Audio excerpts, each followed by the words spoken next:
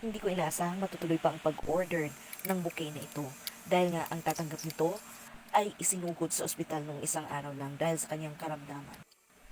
Naibuo ito noong July 29, Sabado. Pagdating ng linggo ng gabi, ipinakancel ito dahil isinugod nga sa ospital ang bibigyan sana ng bouquet na ito. Hindi nila alam kung kailan lalabas o kung matutuloy pa ba ang handaan para sa kaarawan ng my birthday. Nahiya pa nga ipa-cancel nung nagpagawa ito kasi nga napabook na. Pero ang sabi ko, okay lang po.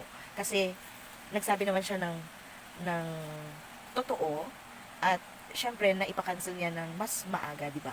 Hindi gaya nung iba na nagpabook pero hindi itinuloy, nagantay ka pero ni walang ni ha ni ho kung tutuloy pa ba ang pagpapagawa nila. Sa makakatanggap nito na hanggang ngayon ay nasa ospital pa rin. Naway magmilagro po ang mahal na Diyos at ikay gumaling sa iyong karamdaman. Magpakatatag lang po kayo at manalangin sa Diyos araw-araw. Naway malampasan mo ang dagok na dumating sa buhay mo. Maligayang kaarawan po sa inyo.